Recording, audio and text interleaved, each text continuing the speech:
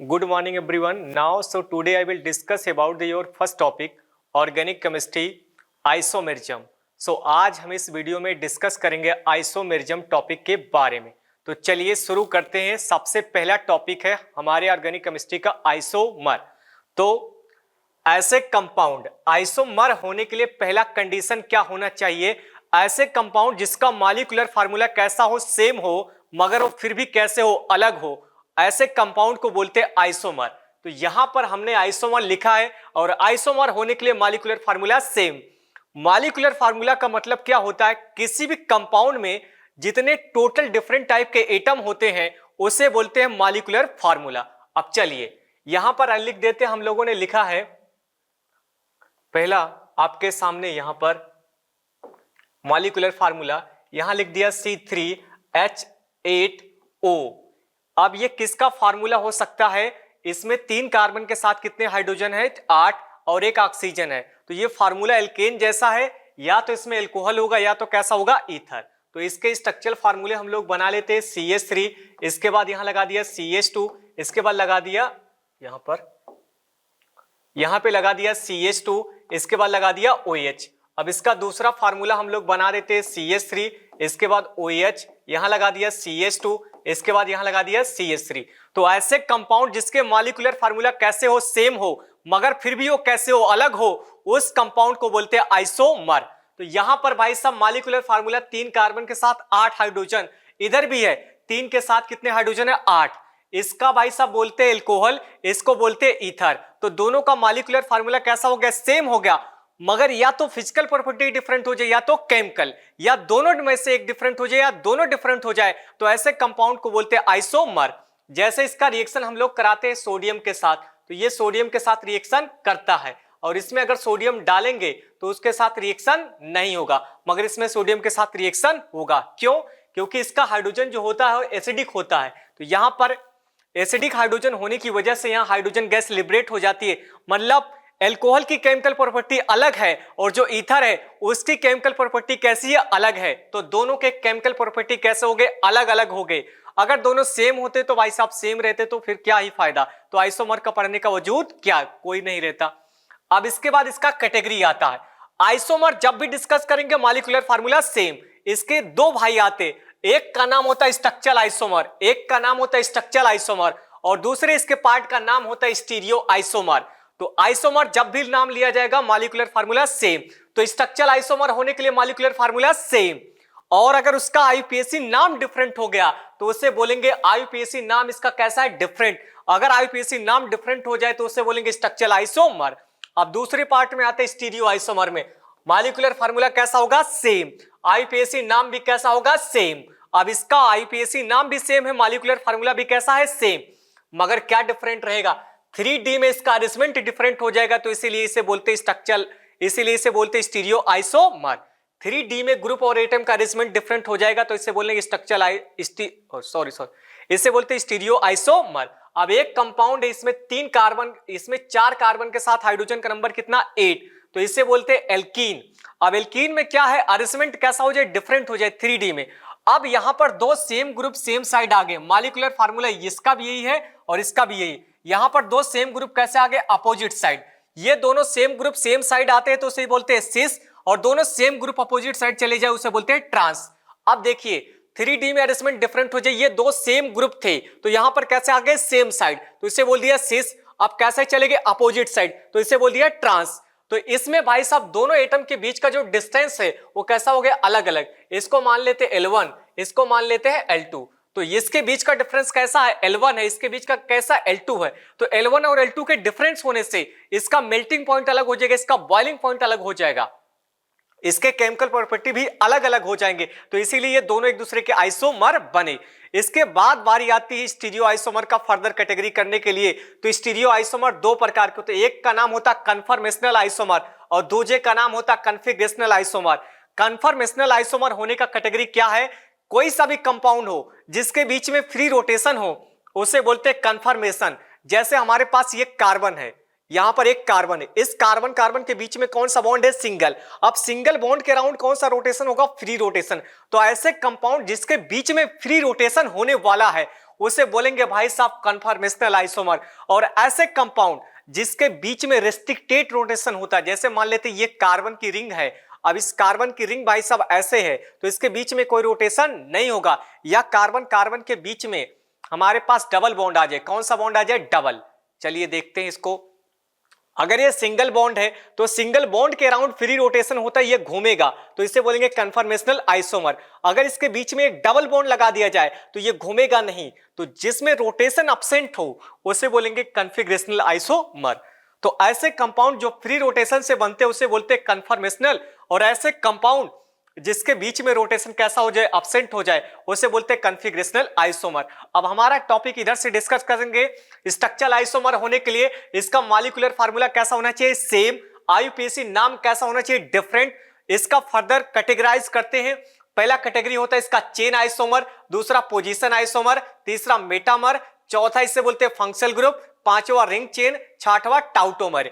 तो chain isomer होने के लिए क्या होना चाहिए? चेन डिफरेंट हो जाए तो उसे चेन आइसोमर बोलेंगे। अगर पोजीशन डिफरेंट हो जाए तो उसे पोजीशन आइसोमर बोलेंगे। मेटामरिज्म में क्या चेक करते हैं? अगर कनेक्टिविटी डिफरेंट हो जाए तो उसे बोलते हैं मेटामर। और फंक्शनल ग्रुप में क्या होता है? अगर दो अलग अलग फंक्शनल ग्रुप हो तो उसे बोलेंगे functional group isomer. Ring chain isomer, अगर एक ओपन चेन है और एक क्लोज चेन है तो उसे बोलेंगे रिंग चेन आइसोमर। टाउटोमेरिज्म, ऐसे कंपाउंड जो डायनेमिक इक्विलिब्रियम में प्रेजेंट होते हैं उसे बोलते हैं टाउटोमर। अब चलिए पहला कैटेगरी इस चेन आइसोमर का कैटेगराइज करते हैं। पहला हम लोग लेते हैं फंक्शनल ग्रुप आइसोमर। तो चलिए पहला फंक्शनल ग्रुप आइसोमर, इसके कैटेगराइज करते हैं। फंक्शनल ग्रुप आइसोमर होने के लिए क्या क्या सिमिलरिटी होनी चाहिए? तो फंक्शनल ग्रुप आइसोमर होने के लिए पहली सिमिलरिटी ये होनी चाहिए उसका मॉलिक्यूलर फार्मूला कैसा हो? सेम। अगर इधर 4 कार्बन है तो उधर भी 4 कार्बन होने चाहिए। उसके बाद दूसरा आता है डीयू। डीयू बोले तो डिग्री ऑफ अनसैचुरेशन। किसी भी ऑर्गेनिक कंपाउंड के अंदर जो हाइड्रोजन की डिफिशियंसी हो जाती है उसे बोलते हैं डीयू, मतलब डिग्री ऑफ अनसैचुरेशन। दूसरा, अगर फंक्शनल ग्रुप आइसोमर है तो फंक्शनल ग्रुप कैसे हो गए? ये अलग अलग हो जाएंगे, मतलब जो उसका क्या डिफरेंस रहेगा? उसकी केमिकल प्रॉपर्टी। जैसे एक फंक्शनल ग्रुप आता है हमारे पास एल्डिहाइड, दूसरा आता कीटोन। अब वो दोनों फंक्शनल ग्रुप आइसोमर कैसे होंगे? क्योंकि दोनों जन अलग अलग टेस्ट देते हैं जिसे डिफरेंशिएट करते हैं टॉलेंस से। तो एल्डिहाइड तो देता है मगर कीटोन इस टेस्ट को देता नहीं है। तो भाई साहब अगर उनका केमिकल प्रॉपर्टी डिफरेंट हो गया, रिएक्शन करने का प्रॉपर्टी डिफरेंट हो गया, तो उस प्रॉपर्टी को बोलते हैं केमिकल प्रॉपर्टी। अब हम बात करते हैं डीयू के बारे में। डीयू क्या होता है? तो आगे डीयू वाली सीट को क्लिक करते हैं। तो अगर किसी भी कंपाउंड में हाइड्रोजन एटम की डिफिशियंसी हो जाए तो उसे बोलेंगे डीयू। चलिए एक एग्जांपल हम लेते हैं एल्केन। एल्केन में 3 कार्बन के साथ कितने हाइड्रोजन है? 8।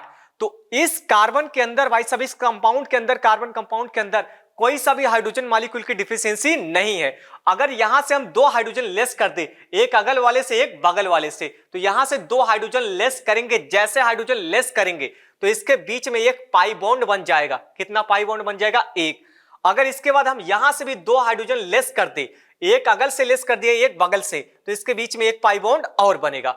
दूसरा कंडीशन कैसा हो सकता है? अगर हम हाइड्रोजन को लेस कर दे, 2 हाइड्रोजन लेस कर दे, एक हाइड्रोजन यहां से और एक हाइड्रोजन यहां से, तो बताओ यहां पर कितने हाइड्रोजन थे? 8। अब यहां पर कितने बचे हैं? 6। 2 2 4, 2 कैसे हो गए? 6। और 2 हाइड्रोजन और लेस कर दिया, 2 हाइड्रोजन और भी लेस कर दिया, 2 हाइड्रोजन और लेस कर दिया, तो इसके बीच में यहां पर एक हाइड्रोजन, यहां पर एक हाइड्रोजन, अगल से गया एक बगल से, एक पाई बॉन्ड बन गया, तो हाइड्रोजन 2 और कैसे हो गए? कम। इसका मतलब अगर किसी भी कंपाउंड का डीयू कैसा है? 0 है, तो ना तो उसके अंदर कोई रिंग आने वाला है, ना तो उसके अंदर कोई पाई बॉन्ड आने वाला है। तो अगर इसका डीयू अब बताओ इसका डीयू कितना हो जाएगा? 0। क्यों? क्योंकि इसके अंदर ना तो कोई पाई बॉन्ड है, ना तो इसके अंदर कोई रिंग है। अब यहां पर 2 हाइड्रोजन लेस कर दिया तो इसका डीयू कैसा हो गया? 1 आ गया। तो 1 डीयू पे कितना पाई बॉन्ड आया? 1 पाई बॉन्ड।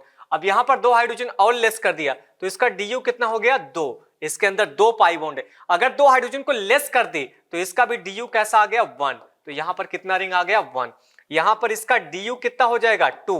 एक रिंग है, एक कैसा है? पाई बॉन्ड, तो इसका जो डीयू हो जाएगा हमारे पास कैसा रहेगा? 2। चलिए अगर डीयू 0 है तो उसके अंदर भाई साहब ना तो कोई रिंग होगा, ना तो कोई पाई बॉन्ड होगा। अगर उसका डीयू 1 है तो उसके अंदर या तो एक रिंग होगा या तो उसके अंदर एक पाई बॉन्ड होगा।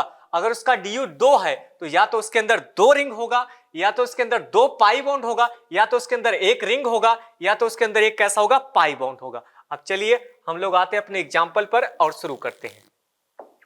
अब पहला क्वेश्चन आपके कंप्यूटर स्क्रीन पर, तो चलिए पहले बताइए मॉलिक्यूलर फार्मूला कैसा रहेगा, सेम, DU भी कैसा रहेगा, सेम, फंक्शनल ग्रुप कैसे रहेंगे, अलग अलग, और उसकी प्रॉपर्टी भी कैसे रहेगी, अलग अलग। तो पहला एग्जांपल हमारे पास CH3CHO, इसे बोलते हैं एल्डिहाइड। अब जब कार्बन के दो CO के दोनों बगल कार्बन आ जाए तो इसे क्या बोलेंगे, कीटोन। तो एक एल्डिहाइड एक कैसा है, कीटोन। हमें देखने पर ऐसा लगता है कि ये दोनों आपस में कैसे, फंक्शनल ग्रुप आइसोमर। पहला कंडीशन चेक कर लीजिए, इसमें 2 कार्बन के साथ कितने हाइड्रोजन है, 4, इसमें 3 कार्बन के साथ कितने हाइड्रोजन है, 6। मतलब इन लोगों का तो फंक्शनल ग्रुप अलग अलग है। हमें ऐसा लगेगा सर यहाँ पे लगा दीजिए फंक्शनल ग्रुप आइसोमर होने वाले हैं, मगर ऐसा होने वाला नहीं है। क्यों? क्योंकि पहला कंडीशन मॉलिक्यूलर फार्मूला सेम। तो ये दोनों aldehyde ketone functional group isomer होते हैं, मगर इसका फंक्शनल ग्रुप सेम नहीं है, तो इसे क्या बोलेंगे, नॉट आइसोमर। तो ये हमारे पास कोई सा भी आइसोमर नहीं है, तो आइसोमर नहीं। दूसरा क्वेश्चन आता है CH3CH2CHO, इसे बोलते हैं एल्डिहाइड। अब जब CO के दोनों बगल भाई सब कार्बन आ जाए, इधर CH3 इधर CH3, अगल भी कार्बन बगल भी कार्बन, चेक करो 3 कार्बन के साथ कितने हाइड्रोजन, 6, 1 ऑक्सीजन है। 3 कार्बन के साथ कितने हाइड्रोजन, 6, 1 ऑक्सीजन है। CHO को बोलते हैं एल्डिहाइड, और CO के दोनों बगल आ जाए कार्बन तो इसे क्या बोलते हैं, कीटोन। तो एक एल्डिहाइड एक कीटोन, ये दूसरे आपस में कैसे हो गए, फंक्शनल ग्रुप आइसोमर है कि नहीं है, है। तो इसका आंसर S। अब देखिए इसका DU1, इसका DU1, इसे बोलते हैं साइनाइड। जब कार्बन से हाइड्रोजन जुड़ा होता है इसे बोलते हैं साइनाइड। जब नाइट्रोजन से हाइड्रोजन जुड़ा होता है तो इसे बोलेंगे आइसोसाइनाइड। अब इसका भी मॉलिक्यूलर फार्मूला, इसका भी मॉलिक्यूलर फार्मूला सेम। इसके अंदर 2 पाई बॉन्ड, इसका भी DU 2 है, इसका भी DU कैसा है, 2। अब चेक करेंगे भाई साहब यहां पर हाइड्रोजन किससे जुड़ा, कार्बन से, यहां पर हाइड्रोजन नाइट्रोजन से। ये दोनों अलग अलग फंक्शनल ग्रुप होते हैं, साइनाइड आइसोसाइनाइड। तो यहां पर फंक्शनल ग्रुप आइसोमर होगा कि नहीं होगा, होगा। तो आंसर कैसा है, S। अब दूसरा क्वेश्चन, अगला क्वेश्चन नंबर इसे बोलते हैं 4। NO2 को बोलते हैं नाइट्रो, ONO को बोलते हैं नाइट्रोसो। अब इसमें 1 कार्बन के साथ 3 हाइड्रोजन, 1 कार्बन के साथ 3 hydrogen, 1 nitrogen 2 oxygen, 1 nitrogen 2 oxygen, मतलब मॉलिक्यूलर फार्मूला सेम है। अब आगे चलेंगे हम सब लोग, आगे भी डिस्कस करते हैं। अब इसमें जो नाइट्रोजन है ये कार्बन से जुड़ा हुआ, और इसमें जो ऑक्सीजन वो कैसा है, कार्बन से जुड़ा हुआ। तो यहां पर जो कनेक्टिविटी डिफरेंट होने की वजह से ये दोनों अलग अलग फंक्शनल ग्रुप हो जाते हैं। एक का नाम है नाइट्रो, एक का नाम है नाइट्रोसो।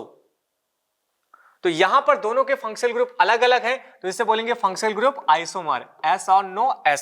अब देखिए इसमें चेक कर लीजिए, इसमें कितने कार्बन है, 2, इसमें भी कितने कार्बन है, 2। एक इससे बोलते एसिड अमाइड और इससे बोलते एसिड हैलाइड। अब हमें ऐसा देख के लगेगा कि एसिड हैलाइड और एमाइड दोनों का फंक्शनल ग्रुप कैसा है, अलग अलग, ये आपस में कैसा होना चाहिए, फंक्शनल ग्रुप आइसोमर, मगर ऐसा नहीं होगा। क्यों? क्योंकि इसका मॉलिक्यूलर फार्मूला सेम नहीं। इस फार्मूले में कैसा नाइट्रोजन और इसमें कैसा एसिड हैलाइड, तो इसके मॉलिक्यूलर फार्मूला सेम नहीं है, तो इसे क्या बोलेंगे, नॉट आइसोमर। तो यहां पर कोई आइसोमर नहीं है। चलिए अगला क्वेश्चन आपके कंप्यूटर स्क्रीन पर, तो इसमें चेक करते हैं 4 कार्बन है कि 3 है, कार्बन का नंबर कितना है, 3, 3 के साथ हाइड्रोजन कितने हैं, 4, यहां पर 3 कार्बन के साथ हाइड्रोजन कितने हैं, 4। तो दोनों का मॉलिक्यूलर फार्मूला कैसा हो गया, सेम। आप चेक करेंगे DU, इसमें कितना पाई बॉन्ड है, 2, इसमें भी कितना पाई बॉन्ड है, 2, तो दोनों का DU भी कैसा हो गया, सेम। अब इसे बोलते हैं एल्कीन और इसे बोलते हैं अल्काइन। तो एल्कीन और एल्काइन का DU जब सेम हो जाएगा, मॉलिक्यूलर फार्मूला सेम, तो एक दूसरे के आइसोमर होंगे। कौन से? जिसका नाम होता फंक्शनल ग्रुप आइसोमर। ये हमारे पास सही है। अब अगला क्वेश्चन आपके कंप्यूटर स्क्रीन पर, क्वेश्चन नंबर 7। अब अगला आता है एसिड। अब इसमें देखिए 1 2 3 कार्बन, इसमें भी 1 2 3, तो भाई साहब दोनों तरफ कार्बन भी कैसा है, बराबर। हाइड्रोजन इसमें कितने हैं, 6, इसमें भी हाइड्रोजन कितने हैं, 6, ऑक्सीजन कितना है, 2, ऑक्सीजन कितना है, 2। तो मॉलिक्यूलर फार्मूला भी सेम, DU भी सेम। आप चेक कर लेते हैं फंक्शनल ग्रुप, COOH, इसे बोलते एसिड, COOCH3, इसे बोलते ईस्टर। तो ये दोनों का फंक्शनल ग्रुप अलग अलग है, तो इसे बोलेंगे फंक्शनल ग्रुप आइसोमर। अब आगे चलते हैं, आगे के कुछ क्वेश्चन सॉल्व करते हैं। यहां पर तो खाली है। अगला, अगर हमारे पास एमीन आ जाए, प्राइमरी सेकेंडरी टर्सरी एमीन आ जाए, तो उन दोनों के, इन तीनों के फंक्शनल ग्रुप कैसे होते हैं, अलग अलग होते, क्योंकि अलग अलग टेस्ट देते हैं, तो इसे बोलते हैं फंक्शनल ग्रुप आइसोमर। अगर एमाइड भी आ जाए प्राइमरी सेकेंडरी टर्सरी, तो ये भी सारे लोग अलग अलग फंक्शनल ग्रुप होते तो अलग अलग टेस्ट देंगे, तो इसे भी बोलेंगे फंक्शनल ग्रुप आइसोमर। जब कहीं पर NH2 दिख जाए तो इसे 1 डिग्री अमीन, जब कहीं पर NH दिख जाए तो इसे बोलेंगे 2 डिग्री अमीन, और जब कहीं पर N दिख जाए तो उसे बोलेंगे 3 डिग्री अमीन। अब चेक करो कितने कार्बन है, 3। हाइड्रोजन का नंबर कितना है, 9। 3 2 5 5 2 7 7 2 9 हाइड्रोजन। हाइड्रोजन इधर भी कितने हैं, 9, इधर भी कितने हैं, 9। तो सब में भाई साहब कार्बन का नंबर बराबर, हाइड्रोजन का नंबर बराबर, नाइट्रोजन का नंबर बराबर। डीयू भी कैसा है, सेम। डीयू भी कैसा है, 0 0 0, कोई पाई बॉन्ड नहीं, कोई रिंग नहीं, तो सबका डीयू कैसा हो गया, बराबर। अब NH2 दिखेगा तो इसे कितना डिग्री अमीन, 1 डिग्री। NH दिखेगा इसे 2 डिग्री, N दिखेगा तो इसे 3 डिग्री। तो 1 डिग्री, 2 डिग्री, 3 डिग्री अमीन अलग अलग फंक्शनल ग्रुप होते हैं, तो इसलिए इसे बोलते हैं फंक्शनल ग्रुप आइसोमर। तो यहां पर ये लोग फंक्शनल ग्रुप आइसोमर है। अब चलिए क्वेश्चन नंबर 9 आपके कंप्यूटर स्क्रीन पर, इसमें कितने कार्बन है, 4। 4 के साथ हाइड्रोजन कितने हैं भाई साहब, इधर 3 2 5 5 5 10 1 11। 11 हाइड्रोजन अगल है, 11 हाइड्रोजन कैसा है, बगल। इसमें देखो NH दिखेगा तो इसे 2 डिग्री अमीन बोलेंगे भाई साहब, अगर NH2 दिखेगा तो इसे 1 डिग्री अमीन बोलेंगे। तो अमीन का अगर डिग्री अलग अलग होने लग जाए और मॉलिक्यूलर फार्मूला सेम हो जाए तो इसे भी बोलेंगे फंक्शनल ग्रुप आइसोमर। अब चलिए, अगर हमारे पास प्राइमरी सेकेंडरी टर्सरी अमाइड आ जाए, ये भी अलग अलग टेस्ट देते हैं, तो इनके भी भाई साहब केमिकल प्रॉपर्टी कैसे होते, अलग अलग, इसलिए इन्हें भी बोलते हैं फंक्शनल ग्रुप आइसोमर। जब हमारे पास CONH हो तो इसे बोलेंगे 1 डिग्री अमाइड। अब जब भाई साहब CONH2 हो तो इसे बोलेंगे 1 डिग्री अमाइड। अब जब NH हो तो इसे बोलेंगे 2 डिग्री अमाइड। अब जब N 3 बॉन्ड के साथ जुड़ा हो, 2 कार्बन के 1 CO के साथ, तो इसे बोलेंगे 3 डिग्री अमाइड। अब चेक करो इसमें कितने कार्बन, 3। हाइड्रोजन कितने हैं, 3 2 5 2 7। इसमें भी चेक कर लो 7 हाइड्रोजन, इसमें भी चेक कर लो 7 हाइड्रोजन। ये भी अमाइड, ये भी अमाइड, ये भी अमाइड। इसका 2 डिग्री, इसका ये 1 डिग्री, ये 2 डिग्री, ये 3 डिग्री, मतलब सबकी डिग्री कैसी, अलग अलग, मतलब सब लोग अलग अलग टेस्ट देने वाले हैं, तो सबके फंक्शनल ग्रुप कैसे होंगे, अलग अलग। 1 डिग्री 2 डिग्री 3 डिग्री अमीन और अमाइड कैसे होते हैं, फंक्शनल ग्रुप आइसोमर। अब चलिए कितने कार्बन है, 2। हाइड्रोजन कितने हैं, 6। ऑक्सीजन कितना है, 1। 3 2 कार्बन के साथ 6 hydrogen. Molecular formula same, DU 0 DU 0। ये भाई साहब एल्कोहल, ये कैसा, ईथर। तो दोनों के फंक्शनल ग्रुप अलग अलग हैं, तो ये एक दूसरे के कौन से आइसोमर हो जाएंगे, फंक्शनल ग्रुप आइसोमर, है कि नहीं है, है। आगे क्वेश्चन आता है, जब भाई साहब जब कभी भी बेंजीन रिंग से, किससे, बेंजीन रिंग से OH ग्रुप जुड़ जाता है, कौन सा ग्रुप, OH ग्रुप, तो उसे बोलते हैं फिनॉल। अब जब कभी भी बेंजीन रिंग से OCH3 ग्रुप, मतलब यहां पर कार्बन है, इस कार्बन के इस बगल ऑक्सीजन, इस बगल ऑक्सीजन, जब ऑक्सीजन के दोनों बगल कार्बन जुड़े होते तो उसे बोलते हैं ईथर। तो यहां पर भाई साहब इस ऑक्सीजन के इधर भी कार्बन, इधर भी कैसा है, कार्बन, तो इसे क्या बोलेंगे, ईथर। अब जब बेंजीन रिंग से सीधा OH जुड़ जाएगा तो उसे बोलेंगे फिनॉल। अब ये जो OH ग्रुप जुड़ा हुआ, ये सीधा बेंजीन से नहीं जुड़ा हुआ, इस बेंजीन के अंदर भी एक कैसा डायरेक्टली, बेसिकली क्या है, इस बेंजीन के बाहर एक कार्बन, उस कार्बन से कौन जुड़ा है, OH। तो जब बेंजीन के बगल वाले कार्बन से, हाइड्रोजन से, कार्बन से OH ग्रुप जुड़ा होता है, इसे बोलेंगे अल्कोहल। डायरेक्टली OH जुड़ा हो जाएगा तो क्या बोलेंगे, फिनॉल। और इसमें OCH3 जुड़ जाए तो ये ईथर है, जिसका नाम होता है एनिसोल। अब यहां पर हमने इतना पढ़ लिया। अब देखिए, जो ईथर होता है उसका भी फंक्शनल ग्रुप अलग है, और जो फिनॉल होता है वो एक अलग फंक्शनल ग्रुप है, और जो भाई साहब जो अल्कोहल है वो भी कैसा, अलग फंक्शनल ग्रुप। अब इसका DU, इसके अंदर 3 पाई बॉन्ड है, 1 रिंग, इसका DU 4, इसका भी DU 4, इसका भी DU 4। अल्कोहल, ईथर, फिनॉल, सबके फंक्शनल ग्रुप कैसे, अलग अलग, तो ये सारे आपस में कौन से आइसोमर हो जाएंगे, फंक्शनल ग्रुप आइसोमर। तो ये फंक्शनल ग्रुप आइसोमर है। अब चेक करो क्वेश्चन नंबर 13 आपके कंप्यूटर स्क्रीन पर। अब इसके बीच में रिलेशन चेक करना है, और उसके बाद उसके बीच में। अब ऑक्सीजन है, इसके अगल में भी कार्बन है, बगल में भी कार्बन, जब ऑक्सीजन के दोनों बगल कार्बन हो जाए तो उसे बोलते हैं ईथर। अब ये CO है, इसके अगल भी कार्बन, बगल भी कार्बन, तो इस वाले फंक्शनल ग्रुप का नाम होता है ईथर, और इस वाले फंक्शनल ग्रुप का नाम होता है कीटोन। तो इसमें कौन कौन सा फंक्शनल ग्रुप है, एक का नाम है ईथर और एक का नाम है कीटोन। अब जब कभी भी COOR तो इसे क्या बोलते हैं, ईस्टर, क्या बोलते हैं, ईस्टर। अब इसमें ईथर और कैसा, कीटोन, इसमें ईस्टर है। अब इसमें एक रिंग है, इसमें भी एक रिंग, इसका DU1, इसका DU1, एक पाई बॉन्ड का DU1, एक पाई बॉन्ड का DU1, तो दोनों का DU भी कैसा हो गया बराबर, इसका DU2 इसका DU2, ईथर कीटोन और कैसा ईस्टर, तो भाई साहब अलग अलग फंक्शनल ग्रुप है, तो इसीलिए ये दोनों आपस में कौन से आइसोमर होने वाले फंक्शनल ग्रुप आइसोमर होंगे कि नहीं होंगे, होंगे। अब क्वेश्चन नंबर 14 आपके कंप्यूटर स्क्रीन पर, जब ऐसा दिखे CONH, इस NH के बाजू में CO हो तो इस वाले फंक्शनल ग्रुप का नाम होता अमाइड। अब अगला क्वेश्चन आपके कंप्यूटर स्क्रीन पर, जब इस CO के इस बगल कार्बन है, इस बगल कैसा है कार्बन, तो इस वाले फंक्शनल ग्रुप का नाम होता कीटोन। क्या नाम होता, कीटोन। अब इधर NH लगा हुआ, इधर भी कार्बन, इधर भी कैसा कार्बन, तो इसे बोलेंगे एमीन। कितनी डिग्री है 2, एक कार्बन अगल एक कार्बन बगल, तो इसमें कैसा है अमाइड है, इसमें कीटोन और कैसा एमीन है, तो दोनों के फंक्शनल ग्रुप कैसे अलग अलग, तो फंक्शनल ग्रुप आइसोमर होंगे कि नहीं होंगे, होंगे। अगला, अब चलिए अगला क्वेश्चन हमारे पास है क्वेश्चन नंबर 15, तो इसको करते हैं जल्दी से। अब जब कभी भी ऐसा हो C डबल बॉन्ड O, इधर भी कैसा O, इधर भी कैसा O, तो ये हमारे पास कैसा हो जाएगा ईस्टर।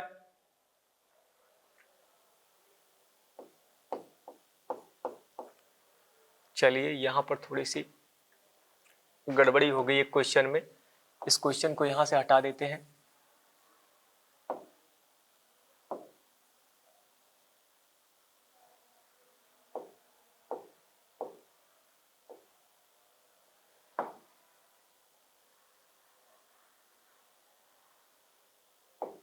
चलिए इस क्वेश्चन को हम लोग क्या करते हैं, ये क्वेश्चन थोड़ा सा गड़बड़ी हो गया है, ये क्वेश्चन नहीं रहेगा यहाँ पर। अब चलिए इसके बीच में रिलेशन चेक करना है यहाँ पर। अब ये COO कैसा है R, तो इसे क्या बोलेंगे ईस्टर, तो यहाँ पर ईस्टर। अब ये ऑक्सीजन के दोनों बगल कार्बन है, इसे क्या बोलेंगे ईथर।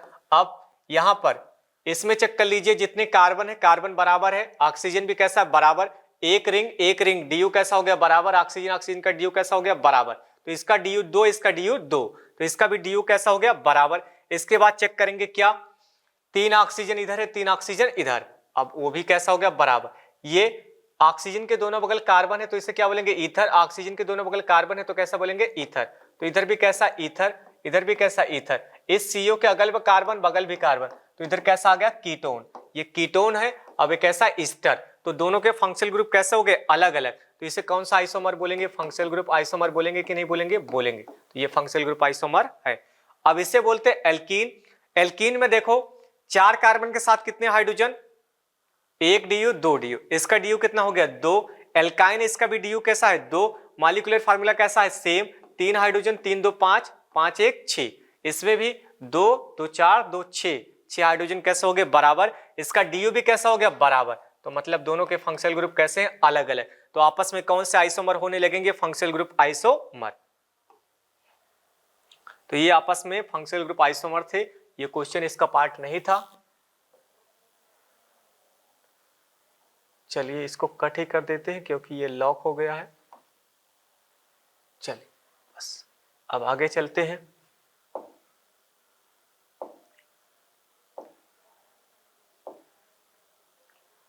अब चलिए थोड़ा फंक्शनल ग्रुप के बारे में डिस्कस कर लेते हैं। अगर COOH दिख जाए तो इसे क्या बोलेंगे कार्बोक्सिलिक एसिड, अगर हमारे पास SO3H दिख जाए तो इसे क्या बोलेंगे सल्फोनिक एसिड, अगर ऑक्सीजन के दोनों बगल CO दिख जाए तो इसे बोलेंगे एनहाइड्रेट, अगर हमें COOR दिख जाए इसे बोलेंगे ईस्टर, अगर हमें COX दिख जाए तो इसे एसिड हैलाइड, इसे CONH2 दिख जाए तो अमाइड, CN दिख जाए तो क्या बोलेंगे साइनाइड, NC दिखेगा तो आइसोसाइनाइड, अगर CHO दिखा तो एल्डिहाइड, अगर COOR दिखा कीटोन, OH दिखा अल्कोहल, SH दिखा तो थायोल, NH2 दिखा तो एमीन, कार्बन कार्बन के बीच में सिंगल बॉन्ड दिखा तो एल्केन रहेगा, कार्बन कार्बन के बीच में डबल दिखा तो एल्कीन, कार्बन कार्बन के बीच में ट्रिपल दिखा तो इसे क्या बोलेंगे एल्काइन, अगर भाई सब NO2 दिखा नाइट्रो नाइट्रोसो एल्किल हैलाइड। अब IUPAC इसको बेसिकली क्या नहीं कंसीडर करती है फंक्शनल ग्रुप, मगर ये फंक्शनल ग्रुप होता है, तो इसको acid acid anhydride ester acid halide amide cyanide isocyanide aldehyde ketone alcohol thiol amine, alcohol thiol amine, ये alkane alkene alkyne alkyl halide azo इनहाइड आइन। अब दूसरा आइसोमर आता है जिस आइसोमर का नाम होता है चेन आइसोमर, कौन सा चेन। अब चेन को कैसे चेक करेंगे, अब इसके लिए आइसोमर होने के लिए पहला कैटेगरी क्या होना चाहिए, मॉलिक्यूलर फार्मूला सेम, दूसरा इसका अगर भाई साहब फंक्शनल ग्रुप अलग अलग हो जाते तो उसे बोलते हैं भाई साहब फंक्शनल ग्रुप आइसोमर, मतलब चेन आइसोमर है तो उसका फंक्शनल ग्रुप भी कैसा रहेगा, सेम। तो इसका फंक्शनल ग्रुप कैसा है, सेम। अब इसके बाद क्या सेम होना चाहिए, उसका डीयू भी कैसा होना चाहिए, सेम। अब चेन का मतलब क्या, एक में 5 कार्बन की चेन है, एक में कितने कार्बन की चेन है, 4। तो दोनों की अगर चेन डिफरेंट हो जाए तो उसे बोलेंगे चेन आइसोमर। पीसीसी का मतलब होता है पेरेंट कार्बन चेन, अगर उसकी पीसीसी डिफरेंट हो जाए तो उसे बोलेंगे चेन आइसोमर। अगर पीसीसी उसकी सेम भी है और साइड चेन में जो जुड़े हुए है साइड चेन अगर डिफरेंट हो जाए तो उसे क्या बोलेंगे, डीआईएफ का मतलब होता है डिफरेंट। तो molecular formula same, functional group same, DU भी सेम, पीसीसी कैसे होगी, डिफरेंट, साइड चेन कैसे होगी, डिफरेंट। फटाफट बोलिए। आइसोमर होने के लिए मॉलिक्यूलर फार्मूला सेम, चेन के लिए क्या होगा, molecular formula same, functional group same, DU भी सेम, पीसीसी कैसे होगी, डिफरेंट, साइड चेन कैसी हो जाएगी, डिफरेंट। तो पहला क्वेश्चन दो कंपाउंड के बीच में रिलेशन दिया गया भाई साहब, आपके कंप्यूटर स्क्रीन पर क्वेश्चन आ रहे हैं, आप आंसर बताइए फटाफट। चलिए देखिए, इसमें 1 2 3 4 कितने कार्बन, 4, 1 2 3 4 कितने कार्बन, 4। तो मॉलिक्यूलर फार्मूला सेम, ये भी एल्केन ये भी एल्केन, तो भाई साहब फंक्शनल ग्रुप भी कैसा हो गया, सेम। आप चेक करेंगे डीयू, इसका डीयू 0, इसका डीयू 0, ना तो कोई रिंग है ना तो कोई पाई बॉन्ड, तो डीयू डीयू भी कैसा हो गया, बराबर। आप चेक करेंगे पीसीसी भाई साहब 1 2 3 4, इसके पीसीसी में कितने कार्बन है, 4 कार्बन, इसके पीसीसी में 1 2 3, तो बताइए इसके पीसीसी में कितने कार्बन है, 3 कार्बन। तो एक के पीसीसी में 4 आ रहा है, एक के पीसीसी में 3 आ रहा है, मतलब सबका पीसीसी कैसा हो गया, अलग अलग हो गया है। तो जब पेरेंट चेन अलग हो जाती है तो इसे बोलेंगे चेन आइसोमर, है कि नहीं है। अब दूसरा क्वेश्चन, इसके 3 एग्जांपल है और तीनों के बीच में रिलेशन चेक करना। चेक कीजिए भाई साहब, पहला मॉलिक्यूलर फार्मूला सेम, 1 2 3 4 5 6 कार्बन, इसमें भी 1 2 3 4 5 6 कार्बन, इसमें भी 1 2 3 4 5 और 6 कार्बन, तो इसमें भी 6 कार्बन, उसमें भी 6 कार्बन।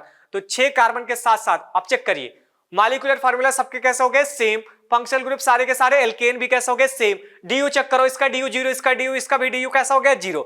आप चेक करेंगे पीसीसी भाई साहब, पीसीसी बोले तो पेरेंट कार्बन चेन, इसके पीसीसी में 1 2 3 4 कितने कार्बन है, 4, इसके पीसीसी में 1 2 3 4 5 कितने हैं, 5, इसके पीसीसी में 1 2 3 4 5 6, इसके पीसीसी में कितने हैं, 6 कार्बन। तो इसके पीसीसी में कार्बन का नंबर आता है 4, इस वाले के पीसीसी में कार्बन का नंबर आता है भाई साहब 5 कार्बन, इसके पीसीसी में कितने कार्बन आ गए, 6।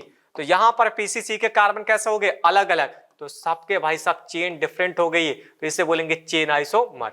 अगला क्वेश्चन आपके कंप्यूटर स्क्रीन पर चेक करिए भाई साहब, मॉलिक्यूलर फार्मूला सेम, इसका भी सेम उसका भी सेम, कितने कार्बन है, 4, 4 के साथ हाइड्रोजन कितने हैं, 8। चेक कर लीजिए, 2 3 2 5 5 2 7 7 1 8, हाइड्रोजन कितने, 8, इसमें भी हाइड्रोजन कितने, 8। तो मॉलिक्यूलर फार्मूला सेम।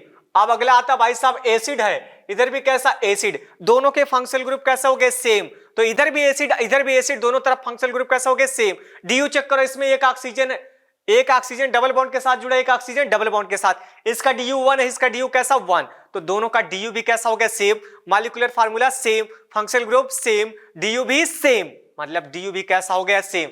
आप चेक करेंगे भाई साहब पीसीसी, इसके पीसीसी में 1 2 3 और कैसा हो गए, 4, तो इसके पीसीसी में कितने कार्बन, 4, इसमें नंबरिंग कर लो 1 2 और 3, तो इसके पीसीसी में कार्बन का नंबर आता है भाई साहब 4 और इसके पीसीसी में कार्बन का नंबर आता है हमारे पास 3 कार्बन। तो इधर 4 इधर कैसे हो गए, 3, मतलब पीसीसी कैसे हो गई, डिफरेंट हो गई। तो मतलब भाई साहब ये दोनों आपस में कौन से आइसोमर हो गए, चेन। बोलो है कि नहीं है। अगला क्वेश्चन आपके कंप्यूटर स्क्रीन पर, क्या आप लोग खेलने के लिए तैयार है, बोलो यस और नो, एस। अब चेक करो, 1 2 3 4 कार्बन, इसमें भी कैसे है, 4, इसमें भी कैसे है, 4।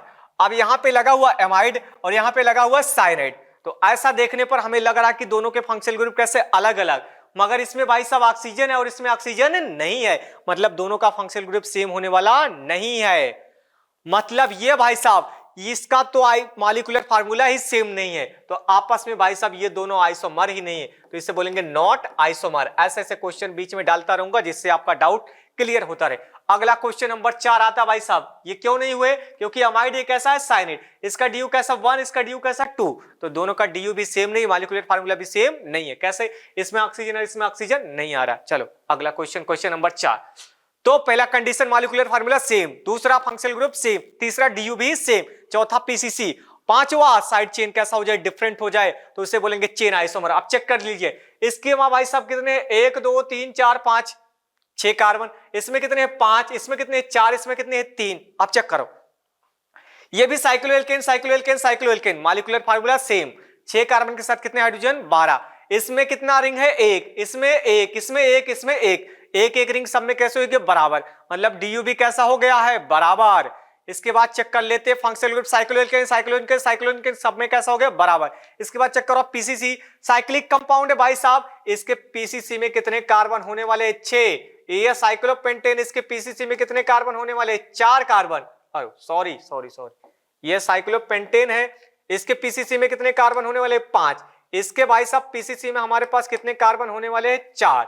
अब यहां पर 3 कार्बन की पीसीसी है, मतलब भाई साहब molecular formula same, functional group same, DU भी सेम, और पीसीसी डिफरेंट हो गई, मतलब पीसीसी डिफरेंट होने का मतलब पेरेंट कार्बन चेन, और पेरेंट कार्बन चेन डिफरेंट होने पर कौन सा आइसोमर हो जाएगा, चेन आइसोमर। दूसरा क्वेश्चन आपकी कंप्यूटर स्क्रीन पर, अब इसमें चेक करिए भाई साहब molecular formula same, alkene alkene functional group भी कैसा हो गया सेम। अब चेक करो डीयू, एक पाई बॉन्ड अगल एक पाई बॉन्ड बगल, तो इसका डीयू भी कैसा हो गया सेम, तो मॉलिक्यूलर फार्मूला सेम, डीयू भी कैसा हो गया सेम। अब क्या चेक करेंगे पेरेंट कार्बन चेन, 1 2 3 4 5 और 6 कार्बन की चेन, इसमें 1 2 3 4 और 5 कार्बन की चेन और एक साइड चेन हो गई, तो मतलब मॉलिक्यूलर फार्मूला सेम है, डीयू भी सेम है, मगर पेरेंट कार्बन चेन अलग हो गई, एक में 6 की एक में 5 की, तो ये दोनों आपस में कौन सा आइसोमर होने वाले, चेन आइसोमर। बताइए एस और नो एस। अब आगे चलते हैं क्वेश्चन नंबर 6, आपके कंप्यूटर स्क्रीन पर 6 और 7 दोनों एक ही जैसे लग रहे हैं मगर एक जैसे है ही। अब चेक करो, अब ये कार्बन कंटेनिंग फंक्शनल ग्रुप है, तो इसका सिलेक्शन वहां से करते हैं जहां पे कार्बन कंटेनिंग फंक्शनल ग्रुप को फर्स्ट नंबरिंग देते हैं, और दोनों सेम टाइप के, इसमें 1 2 3 4 5 और 6, इसमें कितने कार्बन है 6, इसमें चेक कर लो 1 2 3 4 5 6 कार्बन, इसमें भाई साहब 6 कार्बन, इसमें भी 6 कार्बन, 2 नाइट्रोजन इसमें 2 नाइट्रोजन इसमें, तो मतलब दोनों का मॉलिक्यूलर फार्मूला कैसा है सेम। डीयू चेक करो, सीएन का डीयू कैसा है 2, इसका भी डीयू 2, इसका डीयू 2, इसका भी डीयू 2, मतलब डीयू भी कैसा हो गया same, molecular formula same, functional group same, DU भी कैसा हो गया बराबर, तो डीयू भी यहां पर कैसा हो गया सेम। आप चेक करते हैं पेरेंट कार्बन चेन, अगर ये चेन डिफरेंट हो जाएगी तो हमारे पास चेन आइसोमर। अब इसकी चेन में चेक कर लो 1 2 3 4, तो इसके भाई साहब पेरेंट कार्बन चेन में कितने हो गए 4 कार्बन, इसमें सिलेक्शन एक एंड से चालू करो 1 2 3 4 5 और 6, इसके पीसीसी में कितने कार्बन आ गए 6, तो एक के पीसीसी में 4 आ रहे थे, एक में 6 आ रहे थे, मतलब दोनों का जो चेन है वो डिफरेंट हो गया, तो इसलिए इसे बोलेंगे चेन आइसोमर। अब 7वां क्वेश्चन आपके कंप्यूटर स्क्रीन पर, इधर भी एसिड है, इधर भी एसिड, इधर भी एसिड, इधर भी एसिड। अब चेक कर लो कितने कार्बन 1 2 3 4 5 6, इसमें भी कितने हैं 6, 1 2 3 4 5 और 6 कार्बन अगल 6 कार्बन बगल, तो दोनों का मॉलिक्यूलर फार्मूला कैसा हो गया सेम। इसमें 2 ऑक्सीजन 2 ऑक्सीजन 2 ऑक्सीजन 2 ऑक्सीजन, सब कैसा हो गया बराबर। आप चेक करेंगे molecular formula same, functional group same, इसका DU1 इसका DU1, इसमें 2 DU और इसमें भी कैसा हो गया 2 DU, DU DU कैसा हो गया बराबर। आप चेक करेंगे पेरेंट कार्बन चेन 1 2 3 4, इसके पीसीसी में हमारे पास कितने कार्बन है 4 कार्बन, इसके पीसीसी में 1 2 3 4 5 कार्बन, 1 2 3 4 5 और 6, इसके पीसीसी में कितने कार्बन है 6 कार्बन, तो दोनों का molecular formula same, functional group same, DU भी सेम, पीसीसी कैसा हो गया डिफरेंट, तो पीसीसी जब डिफरेंट हो जाए उसे बोलेंगे चेन आइसोमर। बस